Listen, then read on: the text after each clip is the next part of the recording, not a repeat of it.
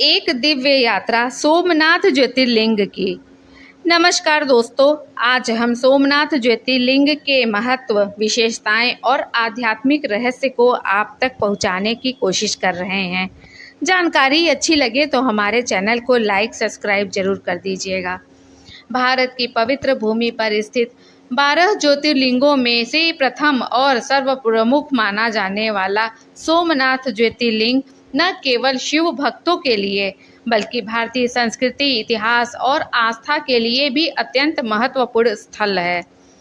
इसका उल्लेख पुराणों, महाकाव्यों और वैदिक ग्रंथों में बारंबार आता है।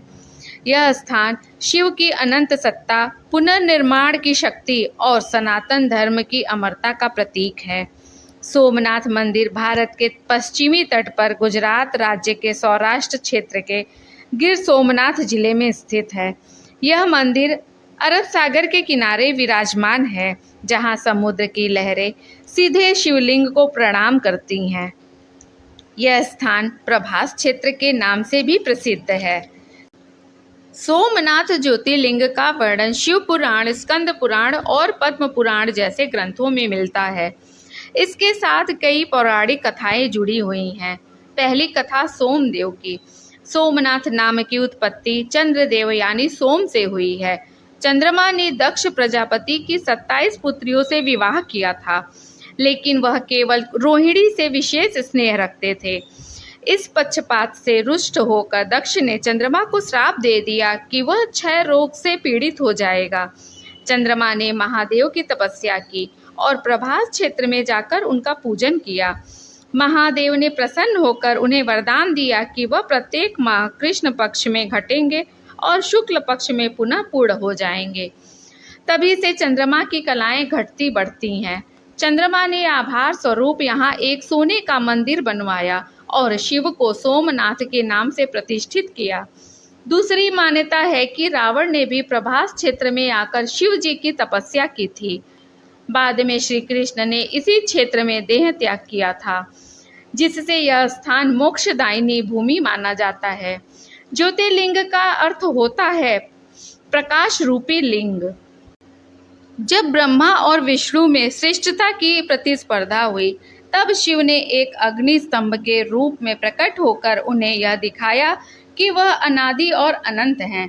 यही अग्नि स्तंभ ज्योतिर्लिंग कहलाया। सोमनाथ इस दिव्य प्रकाश के प्रकट रूपों में पहला स्थान है।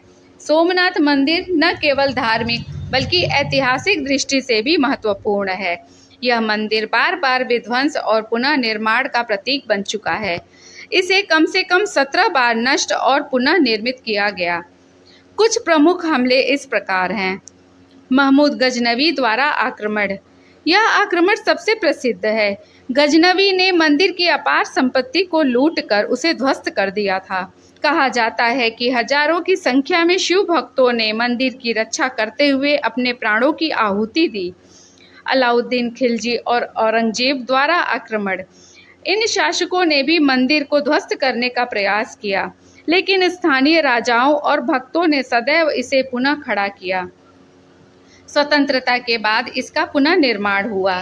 स्वतंत्र भारत में लौह पुरुष सरदार वल्लभ भाई पटेल ने सोमनाथ मंदिर के पुनर्निर्माण का बीड़ा उठाया।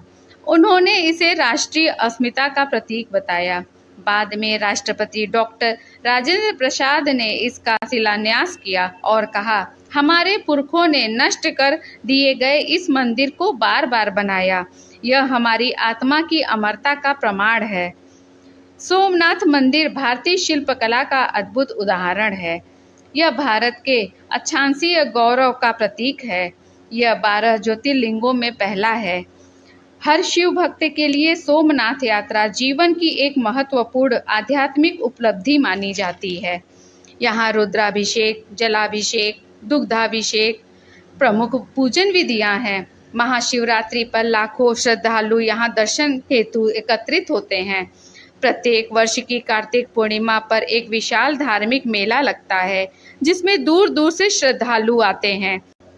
सोमनाथ के निकट ही मां पार्वती का हिंगलाज शक्तिपीठ है, इसलिए यह क्षेत्र शिव शक्ति की उपस्थिति का प्रतीक है। यह स्थान प्रभास तीर्थ कहलाता है, जहां श्री कृष्ण ने अपना अवतार समाप्त किया था। यह तीर्थ ब्रह्मा, विष्णु और महेश तीनों की उपस्थिति वाला स्थान माना जाता है। सोमनाथ मंदिर 4 धामों में नहीं आता, परंतु इसे पंच तीर्थ और सप्तपुरियों की तरह श्रेष्ठ माना जाता है। सोमनाथ मंदिर के पीछे जो विशाल समुद्र फैला है, वह केवल जल नहीं बल्कि भगवान शिव की महिमा का दर्पण है। लहरों की गर्जना, मंदिरों की घंटियां और ओम नमः शिवाय की ध्वनि एक अनोखी त्रयी बनाती है जो आत्मा को शांत करती है। सोमनाथ ज्योतिर्लिंग एक धार्मिक स्थल नहीं बल्कि भारत की आत्मा, इतिहास और अध्यात्म का प्रतीक है।